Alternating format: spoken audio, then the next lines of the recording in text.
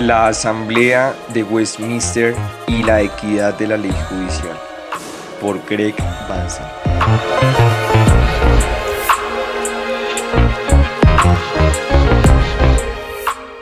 En 1643, la Asamblea de Westminster se reunió por primera vez en la capilla Enrique VII en la abadía de Westminster, en Londres. Este mes, el Dr. Bansal inicia un recorrido para impartir conferencias en Londres, abogando por la teología de Westminster para nuestra propia época.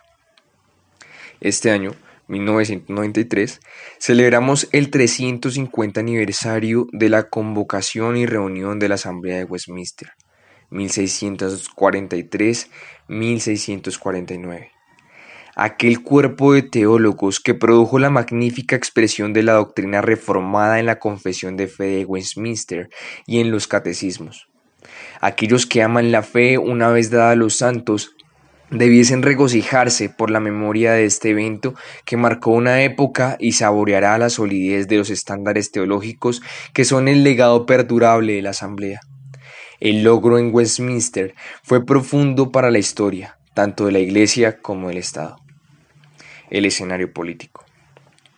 El rey Carlos I de Inglaterra, quien favorecía el romanismo y odiaba a los puritanos, se había ganado el desdén para sí mismo al nombrar dos cortes persecutorias bajo su reinado: la Cámara Estrellada Civil y la Alta Comisión Iglesia. En 1629 se atrevió a disolver el Parlamento inglés y gobernó sin él hasta 1640. Cuando intentó imponer el episcopalismo y un nuevo libro de oración en la Iglesia de Escocia, los escoceses firmaron un pacto nacional en 1638, un juramento para resistir su intromisión, manteniendo la libertad religiosa y la política presbiteriana. La guerra estalló en 1639. Esto obligó al rey a reunir nuevamente el Parlamento inglés en abril de 1640 para levantar fondos, pero lo disolvió prontamente otra vez, cuando éste le dirigió varias quejas formales, de allí el nombre de Corto Parlamento. Sin embargo, en su desesperación convocó nuevamente al Parlamento en noviembre, el Largo Parlamento, encontrando para su consternación que éste ahora estaba determinado a tomar el gobierno de Inglaterra en sus propias manos. En 1642, el rey huyó de Londres y la guerra civil estalló entre los realistas, anglicanos y romanistas y el partido parlamentario, alineado por los puritanos de variedad presbiteriana y separatista. La batalla contra el absolutismo, tanto en el Estado como en la Iglesia, se convirtió en la herencia puritana. La reforma teológica. El 12 de junio de 1643, el Parlamento pasó una ordenanza para la convocación de una asamblea de teólogos eruditos y piadosos para el establecimiento del gobierno y la liturgia de la Iglesia en Inglaterra, y la vindicación y claridad de dicha Iglesia de las calumnias y falsas interpretaciones.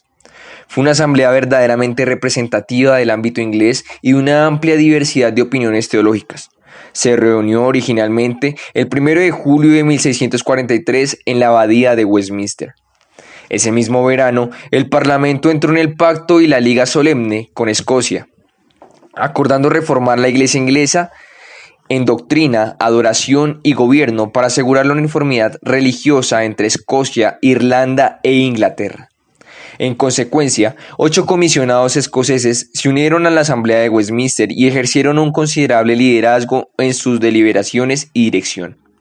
Los mejores conocidos de ellos fueron Henderson, Bailey, Rutherford, especialmente George Gillespie. Entre 1644 y diciembre de 1646, la Asamblea de Westminster escribió 33 capítulos cubriendo sistemáticamente las doctrinas fundamentales de la Escritura y los apremiantes asuntos religiosos de la época. En abril de 1647, la Asamblea accedió a la petición de la Cámara de los Comunes y agregó textos probatorios escriturales en los márgenes de la confesión. Para el fin de año, se habían añadido los catecismos mayor y menor para la enseñanza de los adultos y de los niños, respectivamente, la teología reformada presentada en la nueva confesión de fe. Estos estándares fueron adoptados por la Iglesia de Escocia, pero solo temporalmente y en forma modificada en Inglaterra. Sin embargo, llegaron a ser los estándares subordinados, secundarios a la escritura por todas las iglesias presbiterianas del mundo, por ejemplo, adoptada en América en 1729, y representaba la cúspide de los credos protestantes que brotaron de la Reforma. La ley civil.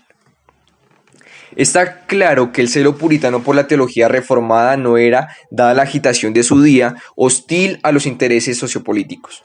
La palabra infalible de Dios en la Escritura, cuya autoridad confesaban como superior a todas las tradiciones y opiniones humanas, era la estándar moral para toda la conducta en todas las áreas de la vida. Esto incluía los asuntos civiles.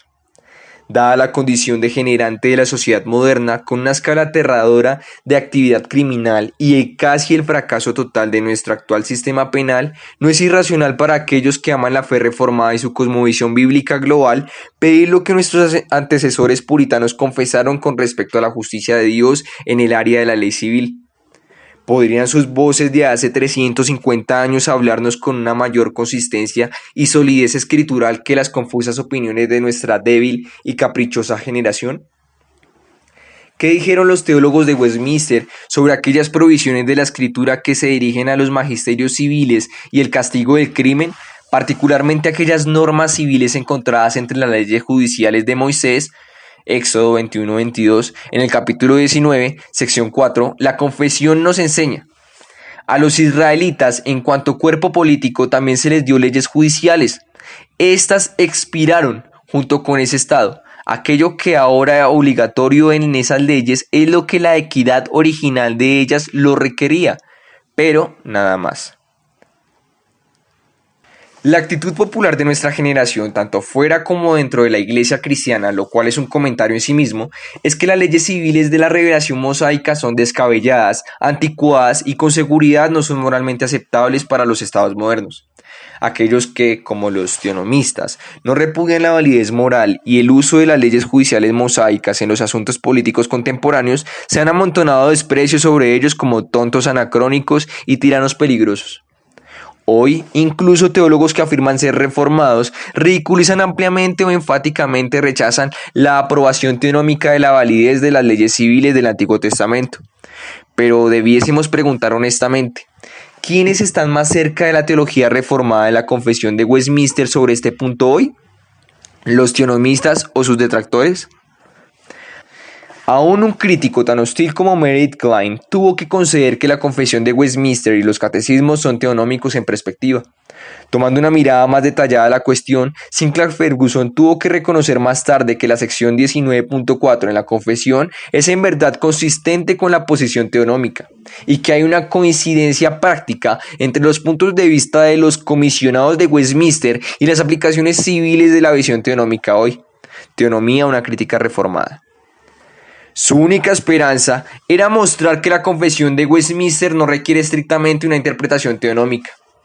Sin embargo, aún argumentando a favor de esa tesis disminuida, la precisión del artículo de Ferguson se deteriora mientras exagera y malinterpreta de esa manera la visión teonómica de la equidad general, y confunde exegéticamente la noción de una equidad encontrada en la ley con la noción lógicamente distinta y filosóficamente diferente de la equidad de la ley. Leyendo la confesión en contexto. Cuando los teólogos de Westminster hablaron de la equidad general de las leyes judiciales, se referían al principio moral subyacente que se ilustra por los casos particulares mencionados en las leyes judiciales. Así pues, en el contexto confesional, encontramos que ofrecieron como texto probatorio el ejemplo de 1 Corintios capítulo 9, versículo 8 al 10, que aplica la ilustración del buey amordazado, vía el principio subyacente, al caso del pastor no retribuido.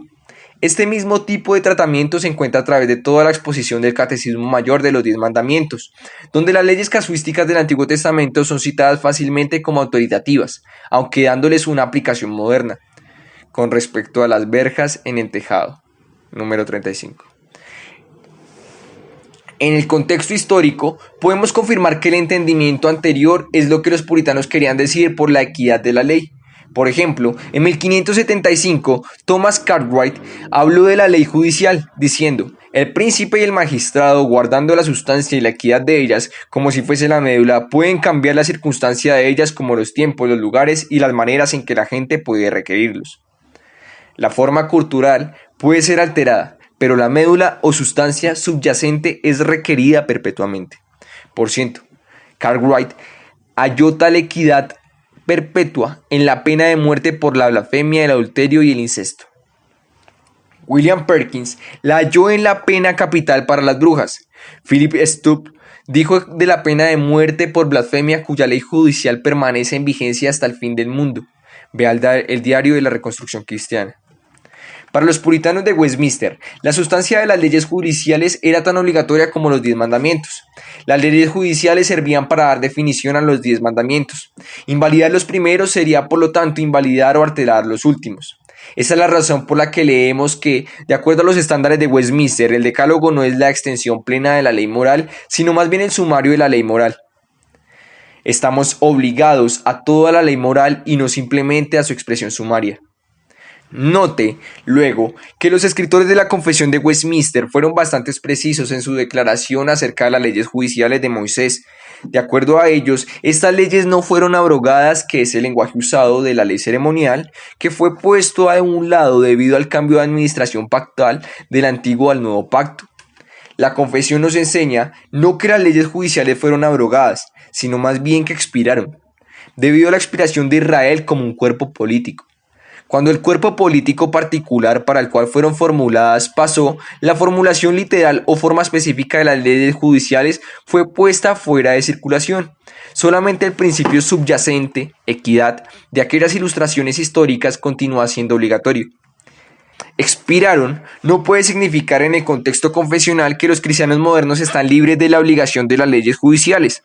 Esto es claro, sin dejar lugar a dudas del capítulo 20, sección 1, donde la Confesión de Westminster enseña cómo la libertad de los nuevos creyentes en el Nuevo Testamento es ensanchada con respecto a los creyentes bajo la ley del Antiguo Testamento.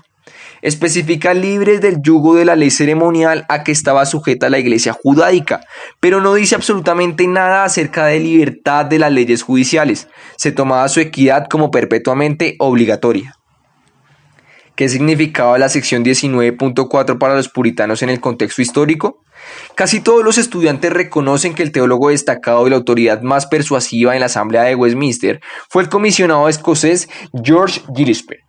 En 1644, mientras participaba en la asamblea, publicó en Londres un tratado titulado La severidad saludable y reconciliada con la libertad cristiana, reimpreso en Antología de Literatura Presbiteriana y Reformada. El prominente teólogo de Westminster apenas pudo haber sido más claro o más directo. Gillespie disputa con un crítico hipotético que podría tener escrúpulos en contra de usar las leyes judiciales mosaicas. Preguntar si el magistrado cristiano está obligado a observar las leyes judiciales de Moisés como lo estaba también el magistrado judío.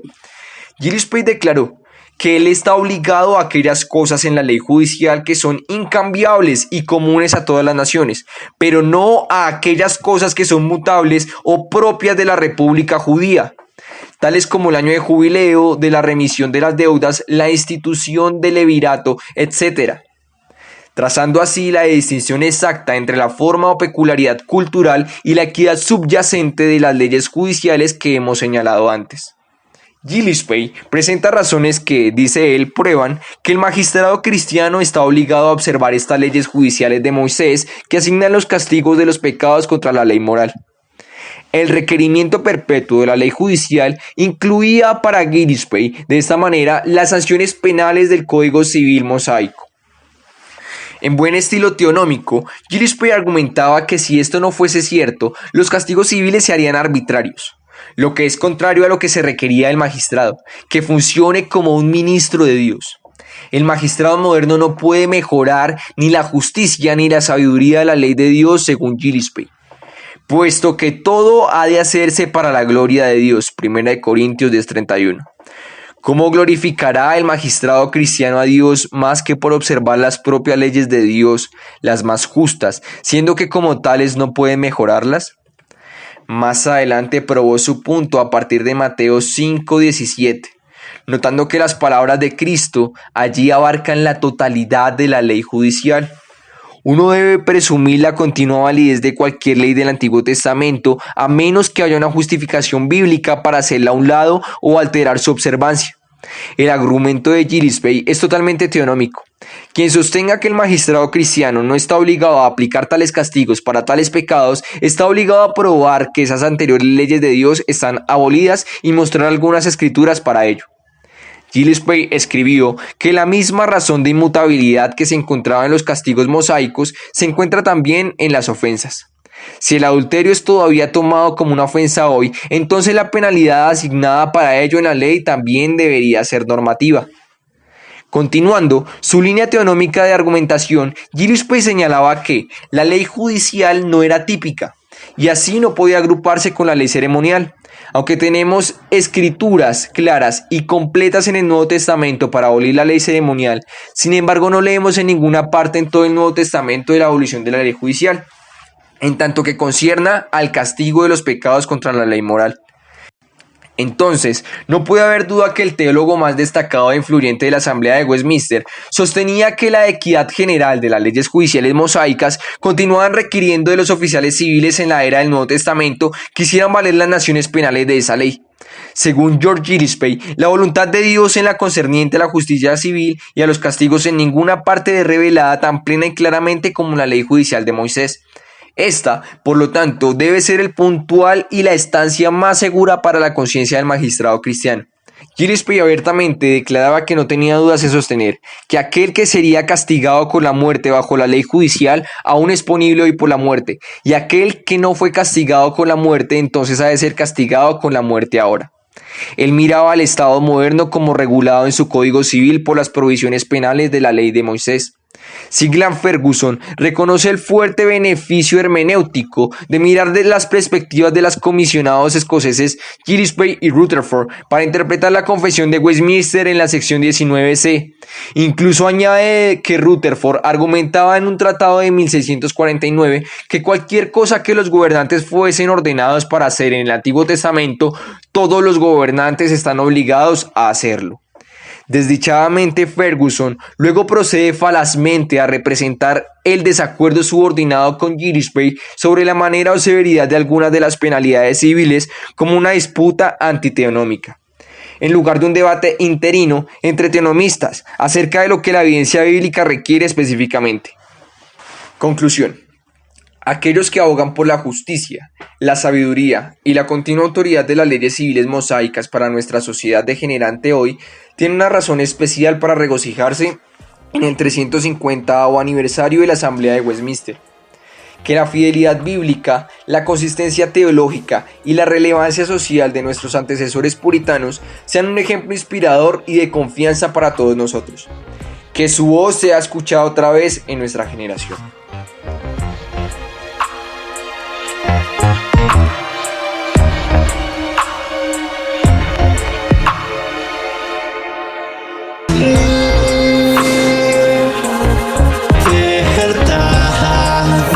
De lo alto descendió.